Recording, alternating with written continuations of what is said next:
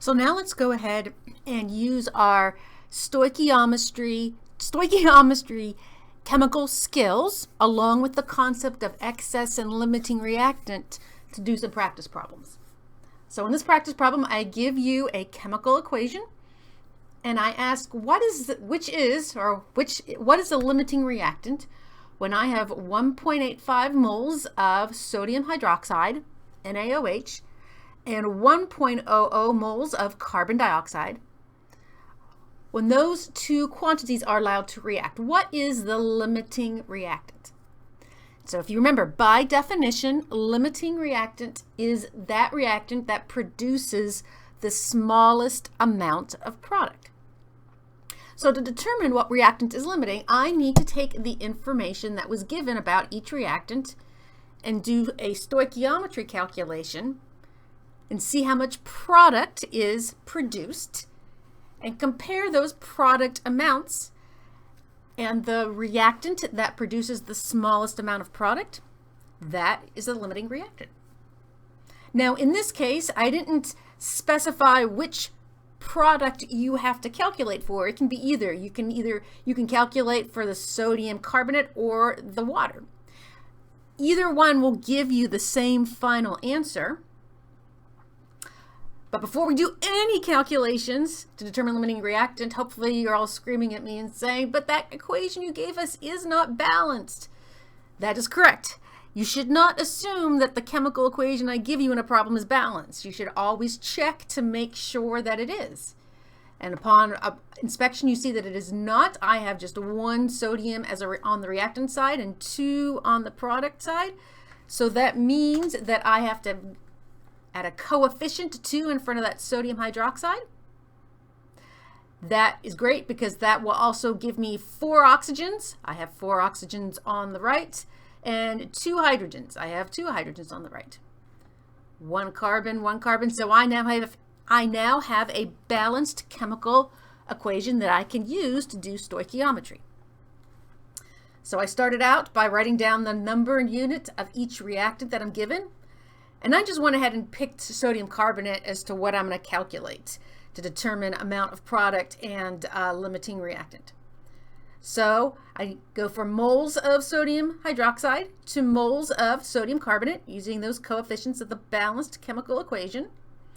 Do the same for the carbon dioxide, remembering that if there is a no coefficient out front of the molecule, it's an implied one. And I have written those conversion factors so that my units cancel appropriately.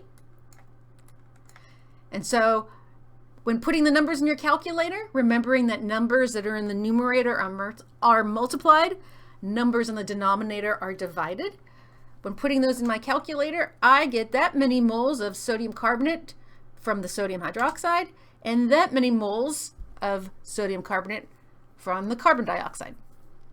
Obviously, both aren't correct. The limiting reactant is the one that produces the smallest amount of product.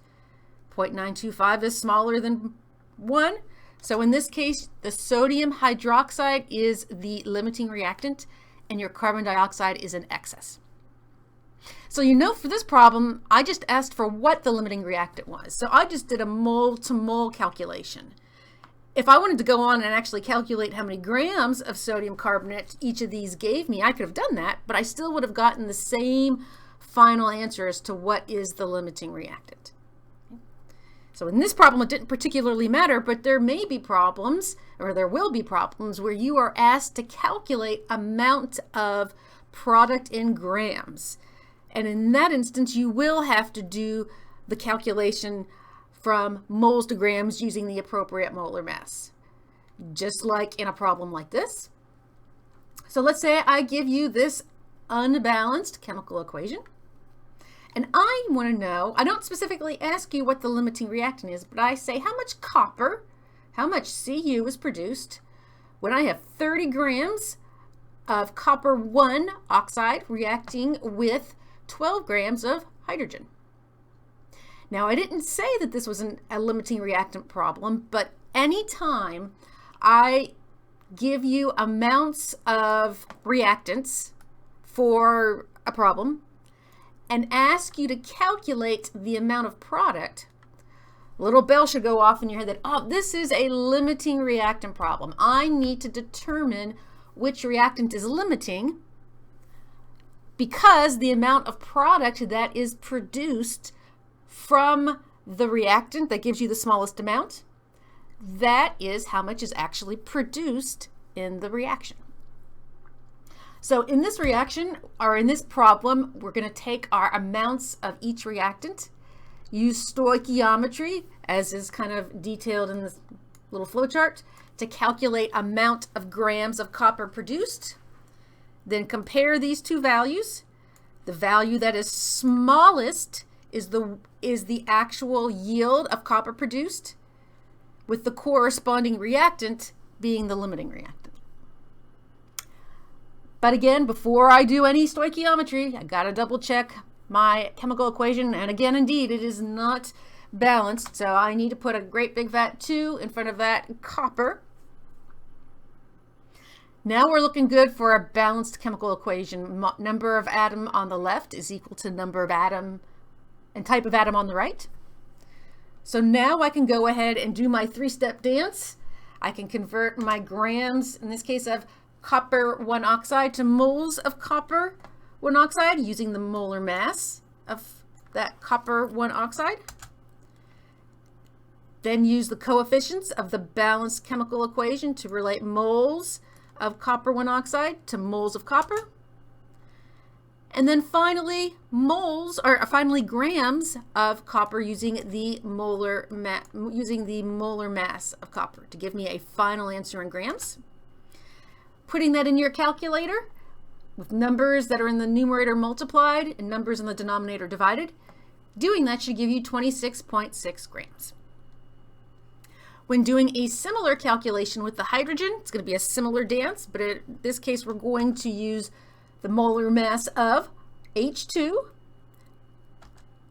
then use the coefficients of the balanced equation relating moles of copper and moles of hydrogen.